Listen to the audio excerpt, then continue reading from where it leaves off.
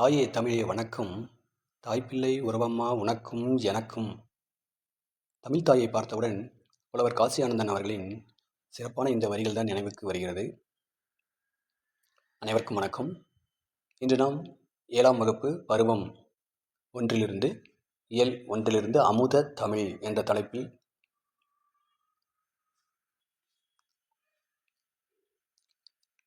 முதல் பாடமாக எங்கள் தமிழ். உலக மொழியில் ரொம்ப பழமையான மொழி நம்முடைய தமிழ் மொழி. தொன்மையானது என்றால் பழமையானது என்று பொருள். அது மென்மையும் இனிமையும் வளமையும் உடைய நம்முடைய மொழி வாழ்வுக்கு தேவையான அன்பையும் அறத்தையும் கூறுவதாக அமைக்கப்பட்டுள்ள ஒரு மொழியாகும். காலச்சூழலுக்கு ஏற்ப மாற்றங்களை ஏற்று என்றும் இளமையோடு திகழக்கூடிய மொழி நம்முடைய தமிழ் மொழி. அத்தகு தமிழ் மொழியின் சிறப்பைத்தான் நாமக்கல் கவிஞர் அவர்கள் இந்த பாடல் மூலமாக நமக்கு தெரிவிக்கிறார்.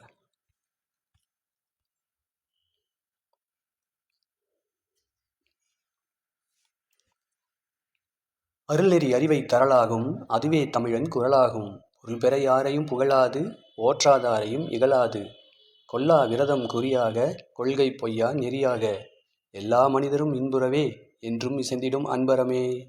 அன்பும் அறமும் ஊக்கிவிடும் அச்சம் என்பதை போக்கிவிடும். இன்பம் பொழிகிற வான்மொழியாம் எங்கள் தமிழெனும் தேன்மொழியாம் என்று நாமக்கல் கவிஞர் அவர்கள் தமிழ் மொழியின் சிறப்பினை எழுதியிருக்கிறார். சொல்லும் பொருளும் ஊக்கிவிடும் ஊக்கப்படுத்திவிடும். விரதம் நோன்பு. பாடலின் பொருள். அருள்நெறி அறிவை தரலாகும். அருள்நெறி என்றால் என்ன? அருள்நெறியோட பொருள் நாம் தெரிஞ்சுக்கிட்டோம். அனைத்து உயிரிடத்தையும் இரக்கத்தோடையும் அன்போடையும் நாம் பழகிறது தாங்க அருள்நெறி. கருணை, ஜீவகாருண்யம், அன்பு, கொல்லாமை, பொய்யாமை போன்ற பண்புகளெல்லாம் சேர்ந்தது தான் அருள்நெறி. குறிப்பாக இது வல்லார் போன்ற ஞானிகளால் சொல்லப்பட்டிருக்கிறது. அப்படிப்பட்ட அருள்நெறியை தரக்கூடியது நம்முடைய தமிழ்மொழி. அதுவே தமிழன் குரலாகும். அதுதாங்க நம்முடைய குரல். பொருள் பெற யாரையும் புகழாது. பொருள் பெறுவதற்காக யாரையும் புகழாத ஒரு மொழி தமிழ்மொழி. போற்றாதாரையும் இகழாது. நம்மளை போற்றாதார யாரையும் இகழாமையும் இருக்கும்.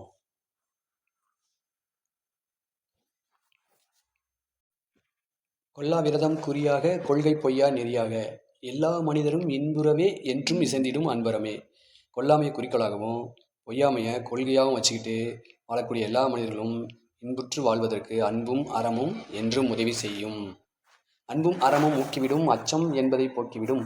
இன்பம் பொழிகிற வானொலியாம் எங்கள் தமிழெனும் தேன்மொழியாம். நம்முடைய தமிழ்மொழி. நம் தமிழ்மொழி அனைவரிடத்துலையும் அன்பையும் அறத்தையும் உருவாக்கக்கூடிய அதாவது தூண்டக்கூடிய ஒரு மொழியாக இருக்கிறது. இது அச்சத்தை போக்கி அனைவருக்கும் இன்பத்தை தரக்கூடிய ஒரு மொழி. எங்கள் தமிழ்மொழி தேன் போன்ற இனிமையான மொழியாகும் என்று நாமக்கல் கவிஞர் அவர்கள் தமிழ் மொழியின் சிறப்பினை பாடியுள்ளார். நூல்வெளி. இந்த பாடலின் ஆசிரியர் நாமக்கல் கவிஞருங்க. நாமக்கல்லை சேர்ந்த ராமலிங்கனார். இவருடைய இயற்பெயர் ராமலிங்கனார். ராமலிங்கனாருக்கு நாமக்கல் கவிஞர் அப்படின்ற ஒரு சிறப்பு பெயர் உண்டு. இவர் தமிழ் அறிஞராக இருந்திருக்கிறார், கவிஞராக இருந்திருக்கிறார், விடுதலை போராட்ட வீரராகவும் இருக்கிறார். இப்படி பன்முகத்தன்மை கொண்டவர். காந்தியடிகளின் கொள்கையால் ஈர்க்கப்பட்டு காந்தியத்தை பின்பற்றி இவர் நிறைய கவிதைகள் எழுதியிருக்கார். அதனால் இவருக்கு காந்திய கவிஞர் அப்படின்ட்டு அழைக்கப்படுகிறார். இவர் தமிழகத்தின் முதல் அரசவை கவிஞராகவும் விளங்கியவர் நாமக்கல் கவிஞர் தாங்க. இவர் மலைக்கல்லன், நாமக்கல் கவிஞர் பாடல்கள், என் கதை, சங்கொலி உள்ளிட்ட பல்வேறு நூல்களை இவர் எழுதியிருக்கிறாரு. இந்த நாமக்கல் கவிஞர் பாடல்கள் அப்படின்ற நூலில் இருந்தால் நமக்கு இந்த பாடலை எடுத்து கொடுத்துருக்காங்க. இவர் எழுதிய ஒரு சிறப்பான பாடல் கற்பவை கற்ற பின்னில் கொடுத்துருக்காங்க. நாமக்கல் கவிஞர் பாடிய பாடல். இதை நம்ம படித்து சுவைப்பதற்காக கொடுத்துருக்காங்க. கத்தியின்றி ரத்தமின்றி யுத்தம் ஒன்று வருகுது சத்தியத்தை நித்தியத்தை நம்பும் யாரும் சேருவீர். கத்தியின்றி ரத்தமின்றி யுத்தம் ஒன்று வருகுது சத்தியத்தை நித்தியத்தை நம்பும் யாரும் சேருவீர். கண்டதில்லை கேட்டதில்லை சண்டை இந்த மாதிரி பண்டு செய்த புண்ணியந்தான் பழித்ததே நாம் பார்த்திட.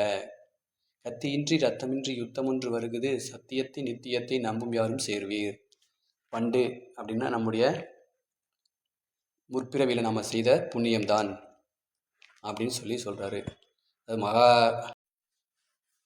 பண்டு என்றால் முற்பிறவியில் செய்த செயல். முற்பிறப்பு என்று பொருள். முன்னர், முன்பு என்று இதற்கு பல பொருள் உண்டு. இங்கே கத்தியின்றி ரத்தமின்றி மகாத்மா காந்தி அவர்கள் யுத்தம் செய்கிறாருங்க. அந்த சத்தியத்தை நித்தியத்தை நம்பக்கூடிய எல்லாரும் ஒன்றா சேருங்க அப்படின்னு நாமக்கல் கவிஞர் எல்லோரையும் அழைக்கிறார். கண்டதில்லை கேட்டதில்லை சண்டை இந்த மாதிரி அகிம்சை முறையில் போடுறதை இது வரைக்கும் நாங்கள் கண்டதும் இல்லை கேட்டதும் இல்லை. முற்பிறவியில் செய்த புண்ணியந்தான் பலித்ததே நாம் பார்த்திட அகிம்சையின் பலன் என்று நாமக்கல் கவிஞர் அவர்கள் காந்தியை பற்றி பாடியிருக்காரு. அதனால தான் இவருக்கு காந்திய கவிஞர் அப்படின்ட்டு சிறப்பு பெயர் கொடுக்கப்பட்டிருக்கிறது.